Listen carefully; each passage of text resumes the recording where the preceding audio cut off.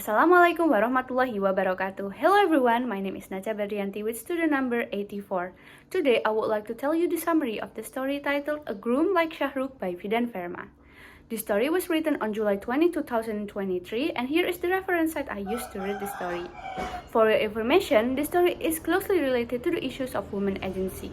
Therefore, after I tell you the summary of the story, I would like to discuss some social issues that happened in the story, and I would also like to give my opinions on what could be changed and added to enhance the women's agency.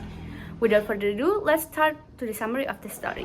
Paro and Manju best friend had a common love interest in Shahrukh Khan. The epiphany of this love happened as they watched Dulwale Dulhania Lejanga. This led them to make a secret pact to marry someone who looked as much as Shahrukh Khan. At least they should have two criteria by being clean-shaven and wearing jeans. As they grew older, their friendship revolved around subtle rivalries, from clothing to academics.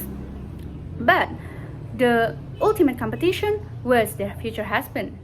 Manju was the first one to receive a proposal from Raunak Lal, a wealthy moneylender's son, but he's an alcoholic. Despite her parents' concern, his appearance matched Manju's criteria. This made her eagerly accepted the marriage, and her marriage was rushed, making Paro feeling left behind. Becoming anxious, Paro's parents intensified their search.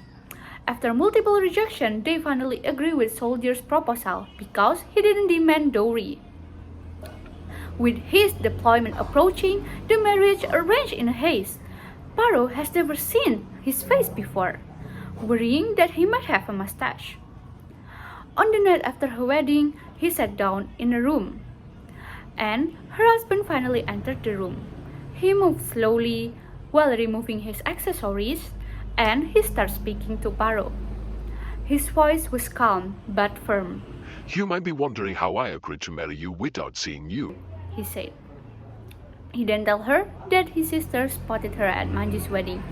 He always dreamed of marrying someone with gray eyes like Aishwarya Rai's. At that moment, Paro looked up, meeting his gaze, and she suddenly realized that he too had his own secret wish, just like her. Now that's the end of the summary, and now let's talk about the social issue that happened in the story. First, about the general issue. Of course, this story has a general issue in patriarchal culture, where men have full control of the marriage decision and women are expected to be passive and submissive. This is evident in the arranged marriage of Paro and Manju, that they have no say in how they want to choose their future husband. All the decisions regarding the groom are on the man's hand, especially their father's hand, and they are expected to accept the decision that the men have already decided. Although they have their own criteria, they have no right to choose and reveal their future husband. Whereas the man, like Paro's husband, he still can say that he has some criteria, like having a wife that have a gray eyes. But the woman, they cannot say how their future husband will be. Now let's talk about some social expectation in this story. First, marriage as a social obligation for women. Society views marriage as essential, making it duty rather than personal choice. Paro and Manju are expected to marry after they have reached their certain age, regarding their own choices. Second, lack of women's agency. Women have no control over choosing their spouses and are expected to be submissive. Fathers and elders make all the marriage decisions, emphasizing obedience over personal wishes and reinforcing gender inequality. Third, women's happiness was never a priority. Marriage follows by family and societal interests rather than the woman's well-being. Paro's wedding is rushed due to her husband's deployment, not because of her readiness. This reflects that society prioritizes marriage arrangement over a happiness and readiness of the woman. Fourth, female friendship shaped by competition. Paro and Manju's friendship defined as rivalry, where they compared themselves by marriage rather than their personal achievement. Their competition, from academic to clothing and eventually their husband, reflects on how women are conditioned to seek validation through marriage rather than their own ambition. Paro's anxiety after Manju's marriage reflects on the pressure women face to compete with patriarchal expectation. There is also an economic issue here. Manju's groom, Nacha, is an alcoholic, which means he is not a really good man. But because of his father's wealth, he is still chosen to be groom.